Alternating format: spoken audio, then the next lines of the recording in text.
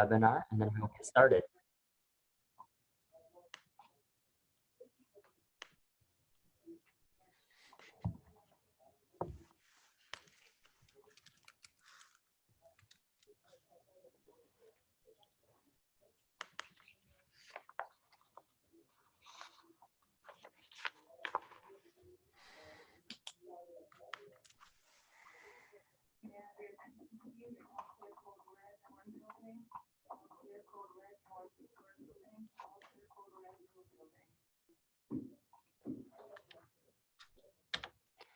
Okay, we're going to go ahead and get started. Good afternoon, everyone. My name is Dr. David Duong. I'm a primary care physician and the director of the program in global primary care and social change here at Harvard Medical School.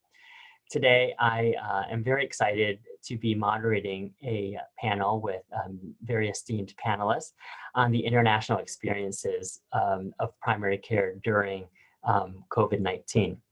We have today joining us Dr. Asaf Bitan, who is the executive director of Ariadne Labs, and he has led numerous efforts globally and nationally to transform and improve primary healthcare delivery across many different healthcare systems.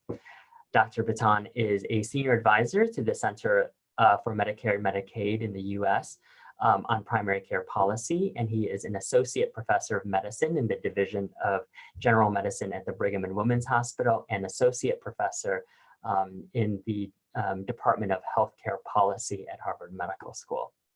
He will be talking to us today on the Japanese experience. Following that, we will have Dr. Martin McKee, who is the professor of European Public Health and medical director at the London School of Hygiene and Tropical Medicine. And he is also the research director of the European Observatory on Health Systems and Policies. His research focuses on health impacts of major social, political, and economic change in countries at all levels of development. And finally, we will have Dr. Amy Walters, who is an internal medicine pediatrics physician and hospitalist at the University of Texas Southwestern Medical Center. She is the co-medical director of Last Mile Health, an international non-governmental organization dedicated to ensuring health access in remote and rural communities. Thank you all to our esteemed panelists for joining us today. I will first start off by asking Dr. Asaf Bitan to talk to us about the Japanese experience with the delivery of primary care during COVID. And I have all of your slides ready, so I'll go ahead and advance them for you. And for the audience, please put your questions in the question and answer icon, and we will try to get to them, to as many of them as possible at the end of the webinar. Thank you. Well, thank you so much, David, and I really appreciate the opportunity to present today. I only have a few slides. I want to sort of really try to make this a robust conversation. And before I start into the presentation, this is a product of work with our global primary healthcare team at Ariadne Labs, and the chapter that we wrote for the forthcoming publication, perhaps you'll talk about it, David, is really a team effort with Junho Kim, Dan Schwartz, Ryoko Hamaguchi, and others on our team. So, like primary care, all good research is often a team sport, and I just want to acknowledge that. I think that I'd like to really anchor the conversation about Japan, primary care, its public health centers, and how it has achieved, I think, relatively low burdens of both morbidity and mortality from COVID-19. Anchor it first on the fact that, Japan does have a set of fairly outstanding health outcomes compared to certainly its OECD comparator countries, and certainly globally. It has a very high life expectancy, low rates of diabetes and cardiometabolic disease. And I think while it doesn't, in a fair declaration of the current care delivery system, have a particularly robust primary care delivery system, its delivery system often gets bypassed for specialty care, which is fairly easily accessible and does not have the most robust team-based primary care. What it does have is a long history, actually dating to the late 1930s, of public health centers. They're called Hokenjo. And these centers have really been tasked with managing a variety of public health functions, and actually, I would argue, integrating a variety of public health functions with the medical care system. And while that's not always, as in every country, an easy integration, many of these roles, food sanitation, environmental health, some pharmaceutical issues, infection control, maternal child health, and even early detection of domestic violence, they have been effective. And in particular, there's a long history of effectiveness in managing and testing for tuberculosis, and then related courses of hospitalization, isolation, infection control. Further, I think that they have a very strong connection, especially through their public health nursing program, to general mechanisms and pathways for contact tracing, and general, again, integration between public health and medical care functions, which we don't often see in many high-income countries. And I think that it's important to understand that background, and understand the background that, especially if we think of tuberculosis as a sort of slow-run preparatory case over decades now in Japan for airborne respiratory infectious diseases that, as late as the sort of 1950s, TB was the leading cause of death. And the public health centers have played an incredibly important role. In fact, some people have called them almost mini or localized CDCs, Centers for Disease Control at the local level. And so, the next slide, will really talk about what it is that they've actually done with respect to COVID, especially in the wake of early exposure to COVID, the Diamond Princess cruise ship, the initial look in, what was about a year ago now, that Japan may be another source of a sort of overwhelming outbreak. And so in the next slide, David, what you can see is, that these public health centers have really played some really key roles. They've been first of all, a source of really important telephone-based triage. And you may think, well, why is that important? Well, especially in the early parts of the pandemic, the Japanese public health response to COVID-19 was not initial point of contact in the primary care centers, walk-ins to ERs or things like that, but rather a clear triage to this local call center within the public health centers, and really under the direction as early February of last year, each prefecture established these call centers with clear pathways, clear contact tracing, and then when testing became more and more available, clear follow-up for recovering patients and pathways for isolating patients and triaging people as their respiratory symptoms or fevers or other issues put them in a more compromised state. I mean, even within the first month and a half, the triage system had hundreds of thousands of phone consultations, tens of thousands of visits then that they triaged to specialized COVID-19 clinics, and then facilitating transfer to a whole mechanism of COVID-19 specific infectious disease hospitals that at least initially had the capacity to manage COVID-19 caseloads inpatient, that capacity, like in most countries, became overwhelmed at points in the spring. And that's important to know that, you know, the system was very much stressed at that time, just like, you know, basically nearly every other country in the world. But still, even that, even while the inpatient infectious disease COVID-19 hospitals were stressed, you know, these public health centers grounded in local prefectures, connected to both clinical care systems, testing and contact tracing and sort of traditional public health systems,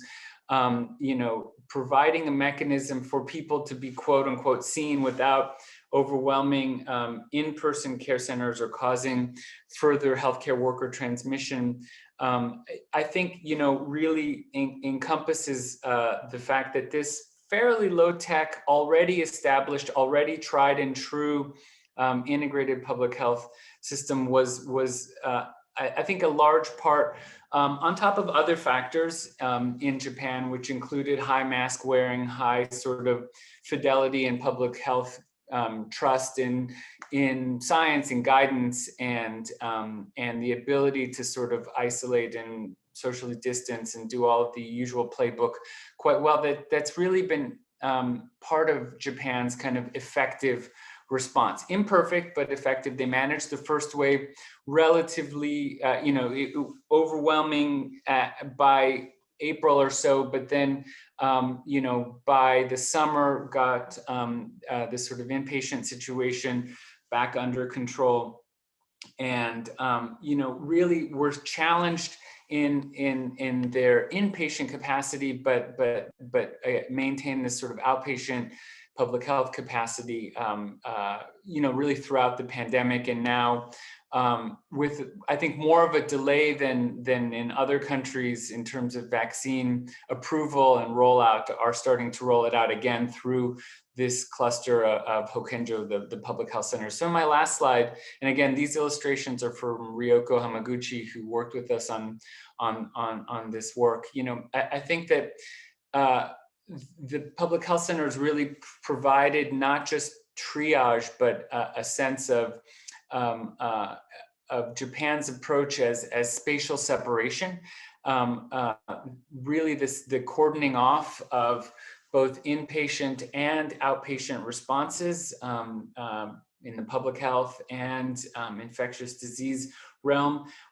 You know, at times, I must say, when we were speaking with our colleagues there, especially at the height of the spring wave last year, it looked like maybe this might have been an early mistake, in the sense of, had levels reached that in the US or the UK, it's clear there would not have been enough inpatient capacity at infectious disease hospitals, and there was clear spillover to non-infectious disease hospitals by virtue of both the disease and bed capacity, especially in non-hyper-urban areas. But on the other hand, you know, I think that it did allow, you know, on top of the fact that the pandemic did not reach heights as in other countries, allow the continued functioning of other parts of the inpatient healthcare system. And I think, you know, the presence of these centers and their ability to triage and cordon off maintain really high levels of trust. The contact tracing was also notable for the fact that privacy was emphasized, and sort of public naming and shaming of, you know, clustered events was de-emphasized, which according to our sort of informants and interview partners there, really it built trust in people calling in to the centers to respond to contact tracing endeavors. Certainly, we've not seen that in the US, and to quarantine and isolate when necessary. So, you know, I think that this is the sort of, you know, main part of what I wanted to emphasize with our work. David, do you want to take questions now, later, after the presentations? Yeah, let's take questions after the presentation. Thank you so Great. much, Asaf. and really sharing with us the experience from Japan with having the existing infrastructure, as you said, from tuberculosis to rapidly scale up their COVID response and the emphasis on physical distancing in terms of when to triage patients. Some points that I would love to revisit at the end of the presentations. Next up, I'm going to ask Martin McKee to provide for us the European experience, recognizing that this is a very, there's lots of countries here and lots of diverse experiences. So Martin has the challenge of trying to summarize all their experiences for us. Martin, over to you. Yeah. Thanks very much indeed, David. Maybe I could have the slides again. I put up a very small number of slides just to sort of guide us through. And as you say, we're talking about 53 countries in the European region of WHO, 27 countries in the European Union, and an enormous amount of diversity. Now, the chapter of the book that I'm drawing on, which was written for you, was drawn very much on the experiences of our COVID response monitor. It's on the European Observatory's website, and we have set up a network of people across Europe where we're bringing together information on the policies that are in place in each of the, as many of the countries as we can. So just to kick off, policies have been hugely diverse within Europe, and some countries have managed remarkably well. So Norway and Finland have been really spared much of the pandemic. In contrast, Sweden, another country that has a very strong public health infrastructure, chose to go for a sort of herd immunity strategy, which has proven to be mistaken. And although it was looked to by many people around the world initially as something to emulate, but I think no longer. And then we've got countries like Israel storming away in terms of the number of vaccines. Other countries like France still not really, or taking much longer to get going. And we have the United Kingdom, where I live, which has the record for the death rate per capita and the biggest economic hit. So we've managed to do just about everything wrong until we got to the vaccines, when we eventually managed to get things right. So huge diversity. So what's happened in primary care? Because this is about primary care. Well, essentially in many countries, we've seen a remarkable decline in the utilization of primary care. And this is just a few examples. In the UK, one study showing up to a 90% decline in the immediate aftermath of the lockdown. Our work, which I'll show on the next slide, showing the biggest decline was for diabetic emergencies, depression and self-harm. There's been a big shift to online consultations. Now, that's been seen in many countries, but it's been more difficult in some than others, a lot depending on the financial incentives, the regulations, and the payment systems.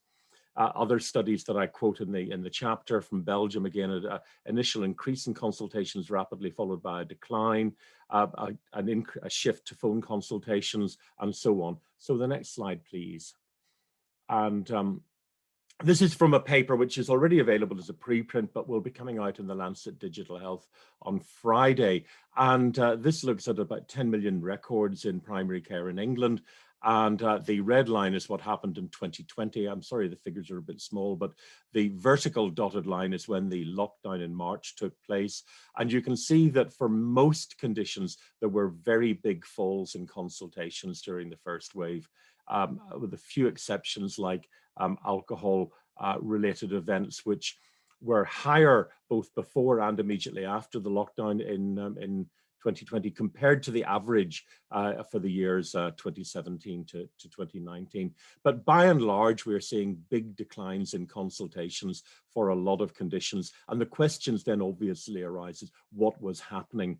It's possible that people with diabetes were not having emergencies because they weren't traveling, their lives were more regulated, they were able to control their diabetes better, but we just don't know. It's possible there were fewer heart attacks, but some evidence that that might be the case, but again, we don't know. But almost certainly this has stored up a high level of unmet need, which will be picked up at some stage. So the next slide, please. And again, impact on health, well, just one example, we look more widely, not just in primary care, but beyond that, a large backlog of screening, urgent referrals were down to about 25% of normal, and long waiting lists for cancer treatment. So that's very likely to have a longer term impact that will need to be picked up somehow or other, and also a fall in vaccination rates, an increase in admissions for self-harm, but interestingly, no increase in suicides, which is contrary to what some people expected. And the next slide, please. So what responses did we see? Well, the involvement of primary care varied greatly. Did governments look to primary care as part of the solution, or did they do something else? So the United Kingdom was interesting because despite the fact that we do have a strong primary healthcare system and a strong public health system, for the last decade, we have had governments whose immediate response to any complex problem is to go to one of the large outsourcing companies and ask them to help, even though they've repeatedly failed. They did, for example, with security during the 2012 Olympics. They've done consistently. And they did this with testing and tracing, and it failed. Fortunately, they went to the National Health Service for the vaccine rollout. The public sector, the socialized medicine bit, as you call it on your side of the Atlantic, and it worked remarkably well. So there's a lesson there. In many other countries, primary care did play a major role in the response, in testing, in particular access to tests, and in looking after people who had symptoms, as was the case, of course, in the UK too. A number of countries established telephone helplines, and there was a lot of movement in terms of alternative provision. The next slide. Adaptations. So some countries created hot hubs to separate potentially infectious patients. Now, this was on a more temporary basis. Remember that in Southeast Asia, countries like Singapore and so on had redesigned their facilities after SARS in 2003. So you had separate pathways, but to the extent that people could do so with partitions and signage and so on, there were attempts in many countries to separate the two. Triage centers to try to direct patients to the most appropriate facilities, with some caring for patients with COVID, some not. Patients being assessed in ambulances, and obviously in most countries, a big increase in remote consultations on phones, on Zoom, on Skype, and so on. What has happened with all of that? Well, in a number of countries, we've seen a move to more structured consultations, a degree of task shifting. Now, the whole scale and nature of task shifting has varied enormously among countries in Europe. We published a paper on it about 2 years ago. And to cut a long story short, the extent to which tasks are shifted, particularly from from physicians to other health professionals, largely depends on the financial incentives in place. That's simplifying it greatly. But the pandemic has been an impulse, an incentive to actually move in ways that people had thought would not be possible before. There are challenges about reimbursing innovative consultations online and so on. Health professionals complain about the loss of the non-verbal clues, the inability to do simple physical checks like taking a pulse. And we need to be aware that, and I think this has been a shock to many of us, even in countries like the UK, where we just assume that everybody has a smartphone, everybody is connected all the time. There are a lot of people who are digitally excluded in some parts, particularly poorest groups, Black, Asian, minority, ethnic populations, and so on. And they're in danger of being left out with all of this. So I'll stop at that point and obviously participate in the questions. Thanks very much, David. Thank you so much, Martin. And last but not least, we have Amy Walters from Last Mile Health, and she will be sharing the experience from Liberia. Amy, I'll stop my screen sharing. You can share yours now. Thank you.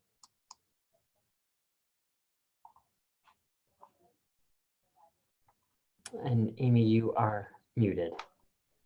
Thank you. Can you hear me okay now? Yep. Great. So Last Mile Health is a lead technical partner and implementing partner of the government of Liberia in community health. So a lot of my focus today will be on community health's role in primary care during COVID-19. However, it's difficult to talk about community health's prominence in COVID-19 in Liberia without first giving some context from Ebola. So in 2003, Liberia emerged at the end of a civil war with really just remnants of the health system intact. There were only 51 doctors that remained at that time to serve a population of 3.7 million.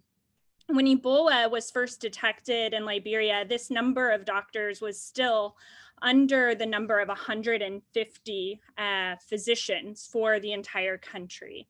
And while there were a staggering number of infected cases and deaths to Ebola, what we also saw were an equal number of deaths due to preventable diseases at that time. There is a decline in utilization of health services with 61% decline in outpatient visits in the public sector, a 45% decline in measles and 53% decline in Penta 3 vaccinations, 43% decline in antenatal care, and a threefold decrease nationally in facility-based delivery. However, CHWs played an important role in the Ebola response and in continuation of health services in areas where they were trained, supervised, paid, and equipped. And in these areas, there was only a 3% decrease in facility-based delivery, including in the areas where Last Mile Health was operating this paid pilot with the government of Liberia. CHWs were also used for contact tracing, community engagement, health promotion, surveillance, and service delivery throughout the epidemic. And at the end of this, there really was an understanding from the larger community as well as partners and the government of Liberia that community health workers played not just an adjunct role to the health system, but an important role in the larger health system as a whole. Community health workers play the most important and effective role in our fight against disease. It is they who reach the most vulnerable, they who have been able to be the contact tracer, they who have been able without much training to take the risk to go out into the community and to bring care. It was with this lesson that partners in the government of Liberia came together to really look at what had previously been a fragmented community health policy that had largely depended on community health volunteers who had various different types of packages of services, were incentivized in different ways, and said instead, we will have a single model for community health.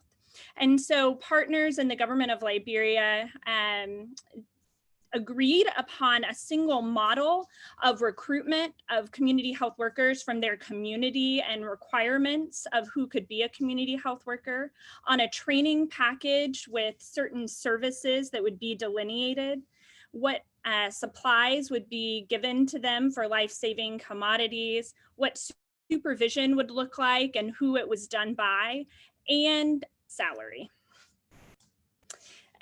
Just quickly to understand what type of services community health workers were already providing leading up to COVID-19, they had 4 packages of service of delivery that they were providing. The first one you'll see is actually community-based surveillance. And this really came directly from the understanding during Ebola of how community health workers could be canaries in a coal mine and really raise the flag and be of sentinel events when a new disease was detected.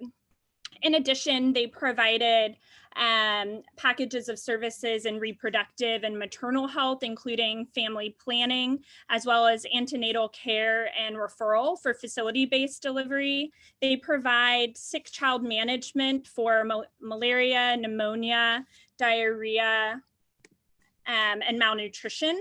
And they also help to provide services in adult health screening for non-communicable diseases, as well as neglected tropical diseases. On the eve of COVID-19, close to 4,000 frontline health workers had been trained and deployed across the country of Liberia to really serve the 29% of the rural and remote populations that previously were without access. Therefore, while other countries made decisions to perhaps halt the services by their community health workers because they couldn't potentially equip them with PPE or do the training, Liberia actually decided to invest in them more and to prioritize them through the projection and provision of PPE for all community health workers and their supervisors. They created a training package on how to stay safe and stay serving. And certain protocols for primary care service delivery were altered or modified to sort of a no-touch policy that had been used during Ebola to really allow for community health workers to continue their services while staying safe during this time. They still continue to provide medications, to do screening for the diseases, and to refer for danger signs, as well as to be an integral part of of preventing, detecting, and responding to COVID-19. Here, what you're seeing is an actual graph of services for malaria services, the number of cases treated. And you can actually see in March 2020, where COVID cases were first seen, we found that the number of treatments delivered for malaria, diarrhea, acute respiratory infections, and routine household visits were all on track. Skilled delivery was only 5% lower than the year prior in comparison to the over 30% drop during Ebola. This is just also showing the graph here of the number of household visits that are seen. And so March, January through July being shown here on the far right, and largely a continuation. So what has Liberia really learned, both from Ebola and COVID-19, is that investing in robust health systems during normal times leads to more resilient health systems during emergencies. I think we've heard this also in Japan and in Europe. And that to maintain routine services, that you really need to have community engagement for recruitment, payment, supervision, training, and equipping. These all need to be something that are part of the agreed upon health system during normal times so that they can continue to be activated in times of epidemics. That CHWs are actual health workers, and as workers, they do need to be protected and paid during these times, and that they play a vital role in outbreak response, but also continuation of essential services. And I'll go ahead and stop sharing. Great, thank you so much, Amy, for that perspective with community health workers in Liberia. So over the course of the three presentations, one of the common themes that I've picked up is the importance of prior experience in handling infectious disease outbreaks and pandemics. And we see that in Japan with tuberculosis, in Liberia with Ebola, and Martin, I think you briefly touched on it, but you go into it in your chapter talking about the Eastern European countries and also tuberculosis. And it's because of this experience that these countries and these contexts, these places have the infrastructure in place to rapidly deploy. If you can each address the role of primary care in the existing infrastructure, and if it was and if it's integrated with that existing infrastructure, the pandemic preparedness infrastructure, or if it was kept separate, and what are the benefits of each? It sounds like Asaf in Japan, its primary care was peripherally integrated, but not fully integrated with the public health centers.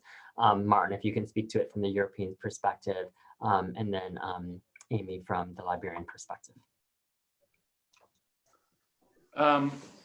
So, I think that, David, your question sort of for me highlights something really critical, especially for folks in the US, which is, the distinction, and it's more than theoretical, between primary care and primary health care. And not to go down that rabbit hole, but just to basically suggest that if you view primary health care as a more expansive concept that deals with not just the clinical service delivery and sort of core clinical functions of primary care, first contact access, continuity, coordination, et cetera, but also the integration and connection with wider health and public health services and data flows, the intercoordination with wider policies across not just the health sector, but other sectors that create health, and the integration with communities, then in that respect, the Japanese experience really points to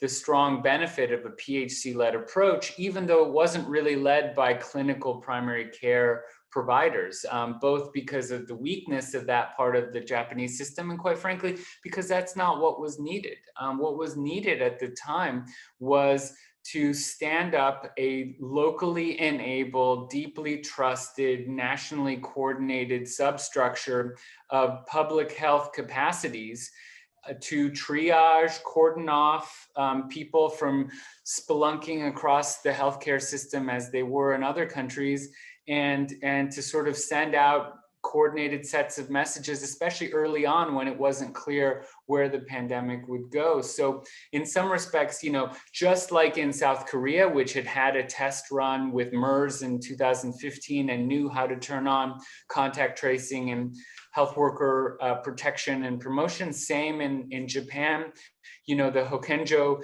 and their long experience with respiratory public health illnesses and with coordinating public health functions and integrating where necessary with medical care systems, I think served them quite well. Thank you, Asaf. Martin, would you like to comment? Yeah, going back to your original premise, clearly it is important to have infrastructure and to have a plan, but it's important to have the right plan. And the problem was that in much of Europe, we had a plan or a chart which was marked pandemic influenza, whereas in Southeast Asia, they had a chart which was marked SARS/MERS. And that made a big difference because so many of the mistakes that we made were based on thinking that this was influenza when it clearly wasn't. It's transmitted in a different way, and there are big important differences in how it's transmitted, maybe I should say, and so on and so forth. So I think that we started off wrong. And unfortunately, that was true at a global level too. I think a lot of people who were advising at a global level had their framework. I mean, this was, I think, somebody should write a textbook of cognitive biases during the pandemic, because groupthink and anchoring bias and all these other things, I think, misled us terribly. So you've got to have the right map, but then you've also got to use what you've got. And maybe I'll focus on the UK because it's just too diverse in Europe. And there, the thing was that, of course, we do have a public health system, quite a good public health system, despite the efforts of successive governments to undermine it. And we've got contact tracers. We've got contact tracers in TB clinics. We've got contact tracers in sexual health clinics. And contact tracing in sexual health clinics, I mean, these are highly skilled people because you have to be to ascertain not only who people were with, but what they were doing with them and all sorts of other highly personal questions that people are somewhat reluctant to divulge generally, but we didn't use them at all. So instead, the government solution was to go to these outsourcing corporations, and their model of doing anything is basically do it at scale and do it simply. So they brought in people doing telephone contact, doing contact tracing on the end of a telephone. Well, who do you get to do that? You get people who in other circumstances would be doing direct marketing or surveys or something like that, who no doubt wonderful people and clearly highly motivated given the frustration we've heard them expressing. But I mean, that's not how you do it, because we know that contact tracing is a little bit like solving solving a crime in a way. You're trying to find out, if you're backwards tracing, where the epidemic was, or where the outbreak was, what was happening, what were the factors. It's a bit like sending one of your detectives, if pick one from any American TV program, and asking them to solve the murder without leaving their office and doing it by phone instead of hunting around and looking for clues. So, we got that terribly wrong because we didn't use the people we had. Primary care were left out of it. General practitioners were unable to order a COVID test. They had to sit down with the patient and help them online to order the test. They couldn't do it themselves. So, the challenge, we could have done a lot better if we knew where we were going, and if we used the resources that we had. And of course, we eventually did, and we've done that with the vaccination program, which is why it's worked so well. But it took us a long time to get there. Great. Thank you so much, Martin.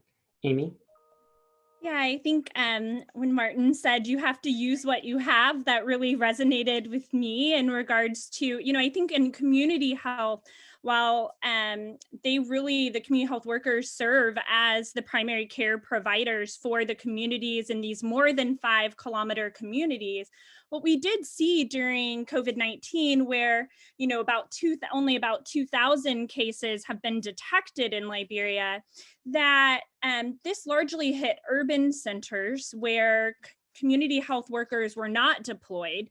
Some did have community health volunteers, but then Montserrado County, which includes Monrovia, our more populated area of Liberia, there was not a community health program that had yet been launched. There had not been a partner who had taken this on. And so it was with this backdrop that what ended up happening was similar to Ebola. There was all of a sudden a need to have boots on the ground, to Martin's point, of actually having people that are doing the investigation. Liberia does not have, only about 50% of people even have a phone. And then whether or not that phone even has service is a whole nother question, depending where they're at any given point. So you really do need to have people who are close to the cases. And so Montserrado County, similar to during Ebola, all of a sudden there was a need for these community health workers. So they were quickly trained, provided PPE, and deployed, and largely in a public health aspect rather than primary care. They were still given some information on what to refer for danger signs for some of the more endemic diseases, but their main role was really COVID-19 response in detecting these cases. I think, but at the community health level, these two things very much remain integrated. And why is that? Well, that's what we have. And also that is the system that had been invested in over this time. So I think actually, if we were to think about the primary care system of Liberia, a lot of infrastructure has been built. I think one of the things that we've really done is to improve access.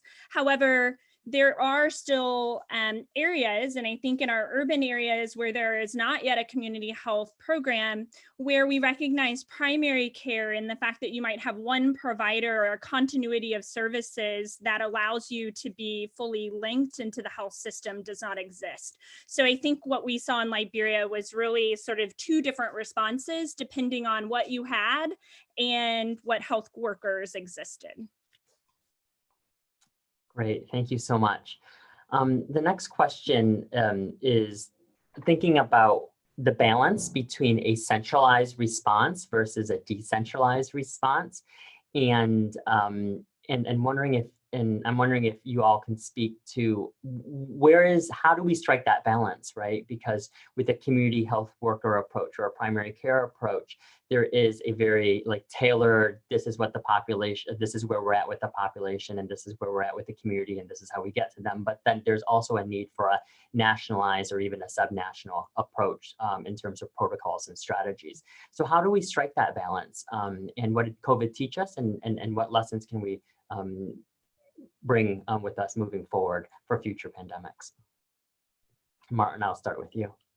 Yeah, sure. Well, I suppose I'm not sure it teaches us anything, because I think we knew the answer, which is that decisions should be that systems should be organized at the level at which you can make decisions. So some of the decisions are going to be made at a national level, like procurement of vaccines. Some of them are going to be made at a local level, like how you deliver a service. And therefore, you should just make sure that you do it at the right level. There's no point in trying to make a decision at one level and realizing that there is somebody else who can make that decision and they're at a completely different level and you don't have a means of talking to them. So, there isn't a hard and fast answer. It just comes back to basically make the decisions at the right level, depending, and that may be, in some countries, it will be at a national level, often in smaller countries. But even within Europe, we've got centralized states, we've got decentralized states like like Germany with its 16 land, or Italy with its 20 regions, or Spain with its regions. We've got the 4 countries of the United Kingdom, disunited kingdom, and then we've got a confederation like Switzerland, where the central government has minimal functions, because virtually it's an even more extreme example of all power being reserved to the cantons in that situation, not the states as in your situation. So the answer is it depends. Amy or Asaf, any comments from the two of you? I think I agree with Martin. It really kind of depends on where that capacity lies. I think in Liberia, what we saw actually as early as January of 2020, when cases were just arising really more in Asia and had not really hit the African continent, there was a development already of an incident management system at the national level. And this really came from lessons that had happened during Ebola, that you need to get partners together, you need to get the national bodies together, and you need to define what pillars would need to be leading decisions if that was a need later. And so I think that was a good move by Liberia, and much faster even than we had seen in prior epidemics. But then what we saw as cases started to arise, that there really needed to be county IMS systems, so county incident management. And this is because maybe some of the resources had not made it out to some of these counties. So even though there was this set protocol that was ideal, not all counties had managed to be equipped yet with all of the supplies, or with the roads and the infrastructure. Whether or not you could actually get people to a national treatment center was a question. And so I think there needs to be, once again, this ability to sort of assess what is possible. One thing we did see is, I think initially, there was really looking to Africa CDC or WHO or CDC to really help support guidelines and then protocols. But we saw a lot of differences between these groups and some delay in providing guidelines that were actually applicable to our context. And so I think there needed to be quite a lot of discussion. Are we going to go with WHO recommendations or CDC recommendations? And this really required, I think, the national level to provide a little bit more of this alignment, and then providing that for implementation. And so I think it's not just the coordination at the country level, but at this global level. How are these varying groups influencing policies? I know, I think alcohol-based sanitizer was really a large push for many countries during COVID-19. But in Liberia, you can't get it. You would have to make it. I think we tried to look into the price. It would actually be over 20 times the cost to make it, because ethanol wasn't even available. So that part of the protocol was really not going to be something that was going to be implemented in Liberia. We really needed to go really with what was available, which was soap and water or chlorine. Great, thank you, Amy. Okay, and now to move onwards to the audience questions. So the first question is for Asaf. Would you consider the public health center system in Japan to be more top-down, grassroots, or some combination? Kind of going with what we just talked about.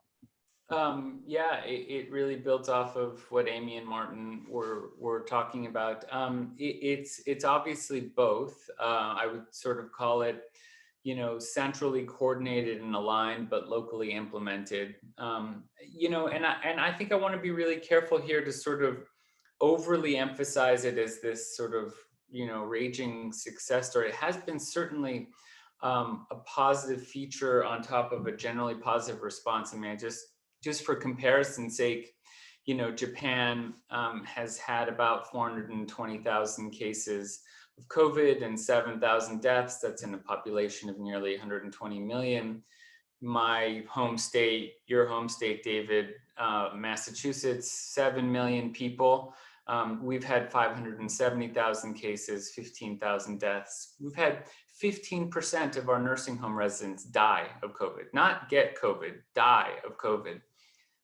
You know, so in many respects, Japan has done a lot right by having a combination approach. But I think one of the other themes, you know, and this is the age-old question in public health and health systems planning, top down, bottom up, and it's usually both. And I like Martin's, you know, it depends to the level to which you can make flexible, nimble, and coordinated decisions. And I think another vector that we should look at these questions through is, and COVID has taught us over and over across the globe here, is that what works at one period of time for one country, region, district often does not continue to work as the dynamics change. I mean, look at the US, for instance. I mean, at one point, most states in the US have been both shining examples of awesomeness and sort of, you know, basically hot points or flashpoints of the pandemic. And that's not necessarily tied, but it's the underlying focus, and I think deeper point is that there's a dynamism to this pandemic. It's driven the public nuts that we basically had to sort of have science portrayed as it is, messy, iterative, contradictory in real time. To Amy's points, which guidelines do you choose and which do you focus on have been very confusing for practitioners and policymakers alike. And I think it's displayed the fact that resting on laurels or resting on the playbook that worked last month to sort of think that it'll work this month with the changing pandemic has been a really tricky approach. And so, for instance, in Japan, what's worked in the public health centers you know, worked almost so well that it actually showed the cracks and strains in the system, because while they exist locally and are effective, they have a very sort of thin workforce, and Japan doesn't have a long-term investment in a public health workforce and in public health programs and a deep bench. And so basically they burned these public health centers out by the summer. And luckily COVID sort of died down in the summer, but had it not, I think that they would be, you know, that those stress points and cracks would have really started to disintegrate the system. And I think we've seen that all over the world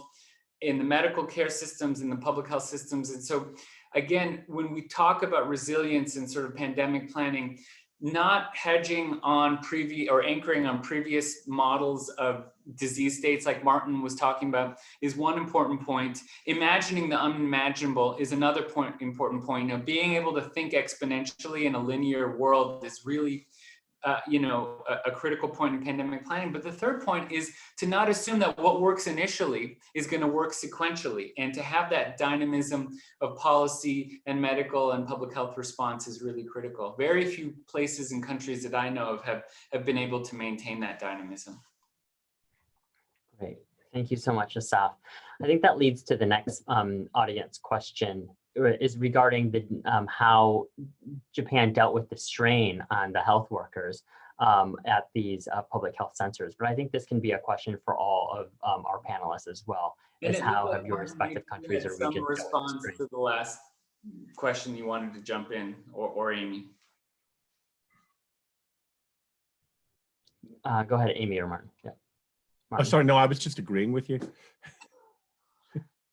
And particularly the point about, you know, complex systems and exponential change, which is something that people really, really do not get. I mean, I've been having this sort of ongoing discussion on Twitter today saying that, you know, in the UK, people have been talking about an acceptable level of COVID, as if you can sort of keep R exactly equal to 0 over a prolonged period of time at a level which is not itself, the level is not 0. How do you keep something level whenever it changes exponentially, either up or down, and you're responding with data on people being infected that is invariably a minimum of 10 days out of date is a complete mystery to me, but some people seem to think that they can. So, you know, I think there's so much about complex systems, feedback loops, things like that. Absolutely agreed with what you were saying.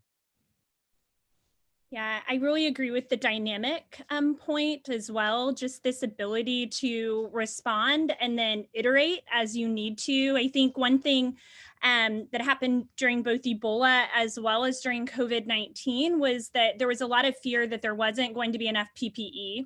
There was also a lot of vaccine hesitancy all of a sudden at the community level. Many people were wanting to hide their children from vaccination because they worried that that might be how the disease was given, even though we didn't yet have a COVID-19 vaccine. But this was a big rumor and myth during Ebola. And so the government decided to actually halt vaccination for a couple of months. And we saw a significant decrease, of course, in vaccination. But the reason they did that is they felt that to continue it may actually have more harm than good in those moments. But then once we had addressed the myths and misinformation, the restarting of vaccination it took activation energy beyond what is usually needed. But I do think it shows their ability to be dynamic within this and to sort of stop things and restart things as this situation changes. But that you have to really think as you're changing things, how are you going to return back to normal? And at what point will you return? And what are those mechanisms in which you'll alter your protocols as things arise and change? So I think just that dynamic need during COVID-19 or during any epidemic really resonates with me. Wonderful, thank you. And the last question I'll pose is lessons that primary healthcare and primary care can learn from COVID-19 moving forward that we'll take with us. So again, we'll do a round robin of the panelists and maybe give us your top, two that you think that primary care systems will utilize. Asaf, since you're unmuted, we'll start with you. Oh, I didn't mean to go first. Well, to me, and I'm now going to speak much more broadly than Japan. The two big elements would be, and we've sort of hit on both, but one, to be able to have an expansive sort of thinking and reflexive reaction capacity to the unthinkable.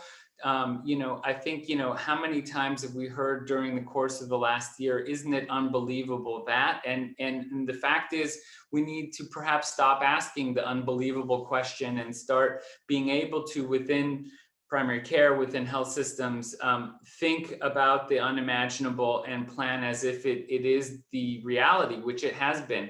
In the US and in the UK, I've spoken to many colleagues there, this crisis of inability to think beyond, even to something like telehealth. For 15 years, we've been talking about the need to have telehealth. And then in 2 weeks, imagine doing it. It was never an issue of technical capacity or EHRs. There are deep equity issues, but it was basically an issue of imagination and leadership and the ability to not think in the sort of widget-based fee-for-service 15-minute visit. So I think that dynamic sort of thinking is one. And then the second big thing, which you've heard highlighted throughout this discussion today, is the lack of integration between primary care and public health, let alone between primary care, specialty care, and hospitals, but really between primary care and public health, which should really be partners, should really have conduits of information, should really have mechanisms of feedback and touch points. The trust dividend within primary care is how you get vaccines to reach those that need it most. But on the other hand, if they are not coordinated through primary care structure, and in part that's payment systems, but it's also, you know, especially in the US, primary care having a very narrow clinical focus and a focus that does not actually encompass primary health care. And I think that one of the opportunities in this peri and post-COVID world is to really reimagine primary care instead of saying, oh, we should think about social determinants, like as if we've rediscovered them in the last 3 years. You know, they've been around. It's just whether you look and understand them or not. But instead of sort of seeing this as another channel, really seeing primary care's ability to see its core offering as acute and chronic disease care, wonderful, and preventive care, fantastic, but also preventive, promotive, and public health connected and coordinated care. That's the opportunity. We face great challenges in meeting that, but that's really, I think, our mandate. Thinking differently and expansively and dynamically, and also coordinating across primary care into public health. Those would be my two.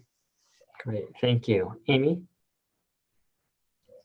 Yeah, I think there's a question in the chat just a little bit about primary care's role in addressing misinformation. I think this really goes hand in hand. You know, when we think about trust or addressing misinformation, it really requires trust. And trust is something that is cultivated during normal times. And this is something that is longitudinal, that needs to be invested in through a system of primary care that really connects patients to trusted providers. I don't think this is unique to Liberia and community health workers. I think we're seeing it as we try to increase uptake of vaccination in previously marginalized communities, or where there has been distrust in the past of our larger health system. And so primary care, those longitudinal relationships, providing quality services in times of in times when we don't have outbreaks is really crucial.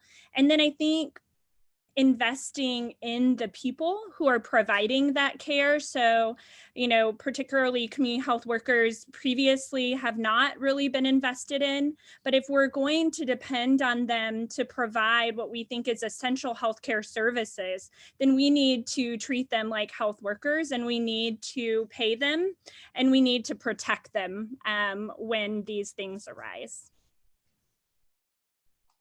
Great, thank you so much. And Martin. Yeah, I'm actually going to pick up another question in the chat because I agree with everything that Asaf and Amy have said.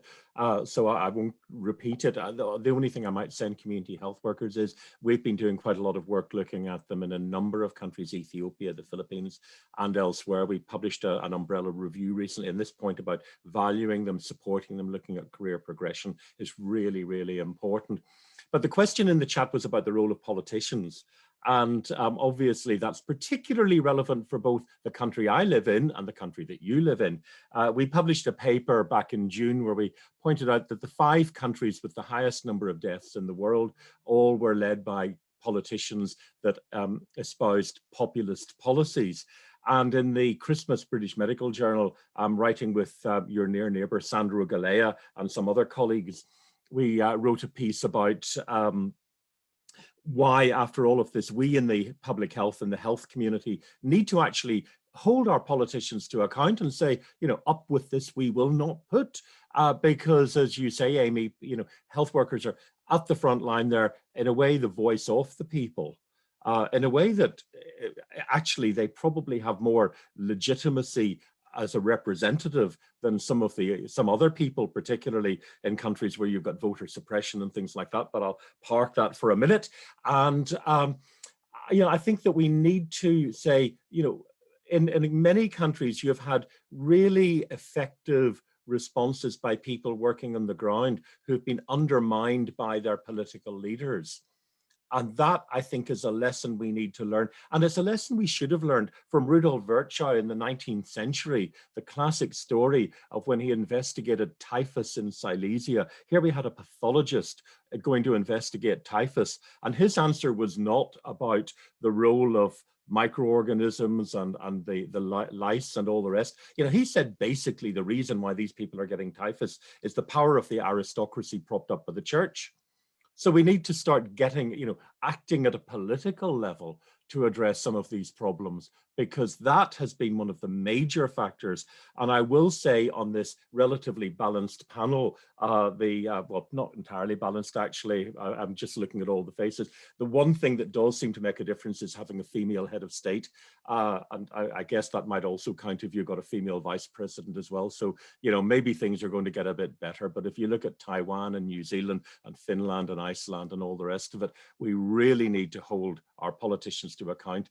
And some countries have been fortunate in having ones who had vision, compassion, understanding, like Angela Merkel, another one, and actually took their countries through it. And others, unfortunately, have at least raised a discussion, and you might have seen Cameron Abbasi's editorial in the British Medical Journal, where he started a debate about whether we are actually looking at what should be called, after Frederick Engels' comment, social murder.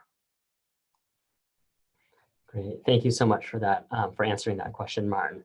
And with that, I want to thank all of our panelists, Martin, Amy, and Asaf, for joining us today for the third installment of Primary Care's response to COVID-19. I invite all of you to join us next week for our final segment, financing in primary care during COVID, which is the same time, 12 p.m. to 1:30 p.m. Eastern Standard Time on February 24th. And you can register that in the link that my colleague Jessica is providing. And finally, if you want to claim CME credits for today's session, please fill out the SurveyMonkey link as well. So once again, thank you to all of our panelists, thank you to our audience, and thank you for your questions. Everyone stay well and stay safe. Thank you.